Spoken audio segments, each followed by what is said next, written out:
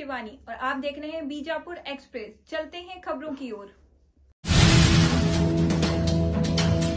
पूरे में तो अभी देखा ना, बहुत बढ़िया, मुझे बहुत लोगों को इनकन्वीनियंट हो गया था, क्योंकि इधर से बागलकोट का रोड, इधर सब यहाँ के बाहर बहुत जाम हो गए थे। रेड लाइन में आया था, वो रेड लाइन आने के बाद वो मुझे मालूम हो गया, मैं तो चुप नहीं बैठा। फिर वो मैंने गडकरी साहब से जाके मुझे ये फ्लाईओवर चाहिए, 66 करोड़ शानदार 66 करोड़ का तो मंजूर करके दिया। आज हम सभी लोग मिलकर पूजा किया है, लोगों का तकलीफ पूरा बाहर किया है। बस एक के पीछे एक आपका काम हो रहा है, इसके पीछे का मोटिवेशन क्या है? उद्देश्य क्या चाहते हैं? लोग वोट डाले, लोगों को खुशी बढ़ने के लिए, करने के लिए मैं काम करता हूँ। उसका उद्देश्य क्या रहता है? क्या मैं प्रधानमंत्री बन सकता है क्या?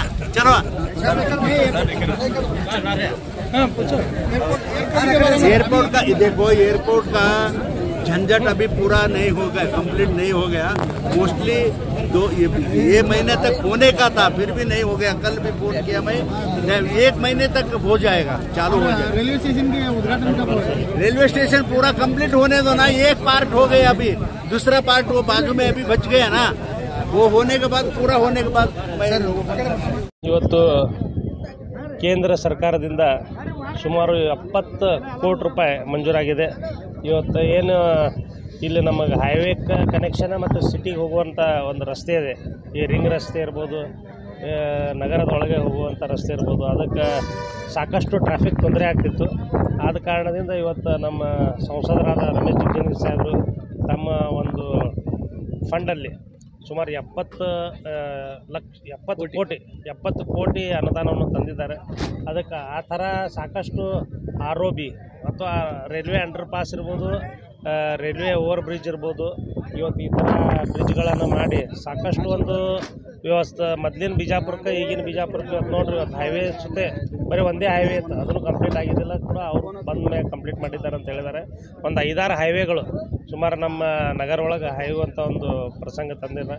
ಅದಕ್ಕೆ ಸಾಕಷ್ಟು ಅಭಿವೃದ್ಧಿ ಹೊಂದದ. ಯಾಕಂದರೆ ಇಲ್ಲಿ ಕೃಷಿ, ಇವತ್ತು ನಮ್ಮ ದ್ರಾಕ್ಷಿ ಬೆಳೆ ಇರ್ಬೋದು, ಏನೇ ಇರಲಿ, ಇವತ್ತು ನಮಗೆ ಬೆಂಗಳೂರು ಬೇರೆ ಊರಿಗೆ ಹೋಗ್ಬೇಕಾದ್ರೆ ರಸ್ತೆ ತೊಂದರೆ ಭಾಳ ಇತ್ತು. ಈಗ ಅದನ್ನು ನೀಗಿಸುವಂಥ ಕೆಲಸ ಅವರು ಮಾಡಿದ್ದಾರೆ. ಅದಕ್ಕೆ ನಾನು ನಮ್ಮ ಸಂಸದರಿಗೆ, ರಮೇಶ್ ಜಿಗಜಿಣಗಿ ಸಾಹೇಬರಿಗೂ ಮತ್ತು ನಿತಿನ್ ಗಡ್ಕರಿ ಅವರಿಗೂ, ನಮ್ಮ ಪ್ರಧಾನಿಗಳಾದಂಥ ನರೇಂದ್ರ ಮೋದಿ ಅವರಿಗೂ ಎಲ್ಲರಿಗೂ ಅಭಿನಂದನೆಗಳನ್ನು ಸಲ್ಲಿಸ್ತೀನಿ. ಇವತ್ತು ಅವರು ಭಾಷಣದಾಗ ಹೇಳಿದ್ದಾರೆ, ಟೋಲ್ ನಾಕ ಸಮೀಪ ಇರೋದ್ರಿಂದ ಇಲ್ಲಿ ಸಾಕಷ್ಟು ಜನರಿಗೆ ತೊಂದರೆ ಆಗ್ಲಾಗ್ತದೆ. ಯಾಕಂದರೆ ಟೋಲ್ ನಾಕ ಹೊರಗಡೆ ಕೂಡ ನಗರ ಮನೆಗಳಾಗ್ಯಾವ, ನಗರಕ್ಕೆ ಸೇರಿದಂತೆ. ಅದಕ್ಕೊಂದು ಏನಾರೇ ಒಂದು ವ್ಯವಸ್ಥೆ ಮಾಡ್ತೀನಿ ಅಥವಾ ಟೋಲ್ ತೆಗೆದು ಮುಂದೆ ಹಾಕ್ತೀವಿ ಅನ್ನೋ ಏನೋ ಒಂದು ಮಾತು ಭರವಸೆಯನ್ನು ಕೊಟ್ಟಿದ್ದಾರೆ.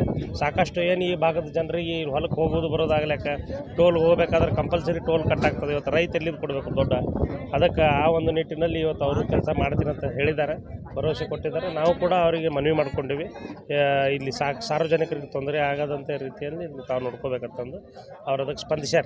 ಬರೋ ದಿನಗಳಲ್ಲಿ ಇದಕ್ಕಿಂತ ದೊಡ್ಡ ಕೆಲಸ ಕಾಣಬಹುದು. ಹಾಂ, ಇದಕ್ಕಿಂತ ದೊಡ್ಡ ಕೆಲಸ ಆಗಬೇಕಂತಂದು ನಮ್ಮ ಆಸೆ ಐತಿ.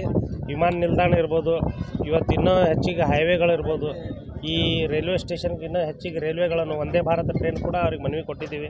ಅವೆಲ್ಲ ಆಗುವಂಥ ಬಿಜಾಪುರದಿಂದ ಹುಬ್ಳಿಗೆ ಆಗಲಿ, ಬಿಜಾಪುರದಿಂದ ಮುಂಬೈಗೆ ಹೋಗುವಂಥದ್ದು ಇರ್ಬೋದು, ಅವ್ರಿಗೆ ಮನವಿ ಕೊಟ್ಟಿದ್ದೀವಿ.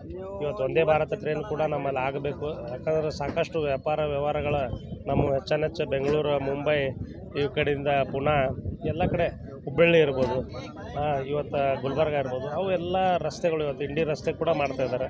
ಸಾಕಷ್ಟು ಅಭಿವೃದ್ಧಿ ಹೊಂದ್ತಾ ಇದೆ, ಇನ್ನೂ ಸಾಕಷ್ಟು ಅಭಿವೃದ್ಧಿ ಹೊಂದಬೇಕಾಗಿದೆ. ಅದನ್ನು ಕೂಡ ನಾವು ಅವ್ರ ಗಮನಕ್ಕೆ ಇಟ್ಟಿದ್ದೀವಿ. ಒಟ್ಟರು ಕೂಡ ಒಮ್ಮೆ ಮಾಡ್ತೀನಪ್ಪ, ಏನೇನದ ಅವ್ರು ನೀವು ಮನವಿ ಕೊಡ್ರಿ ಅಂತ ಹೇಳಿದ್ದಾರೆ. ಅದಕ್ಕೆ ಬಿಜಾಪುರ ನಗರದ ನಿವಾಸಿಯ ಪರವಾಗಿ ನಾವು ಸಾಕಷ್ಟು ಮನವಿಗಳನ್ನು ಕೊಟ್ಟಿದ್ದೀವಿ. ಅವು ಕಾರ್ಯಪ್ರವೃತ್ತರಾಗ್ತವೆ. ಜನರದ್ದು ಒಂದೇ ಪ್ರಶ್ನೆ ಇದೆ, ಇದು ಏರ್ಪೋರ್ಟ್ ಅಲ್ಲಿಗಿದೆ, ಇದು ಇಷ್ಟು ಪೆಂಡಿಂಗ್ ಯಾಕೆ? ನೋಡ್ರಿ, ತಾಂತ್ರಿಕ ದೋಷಗಳದಾವೆ.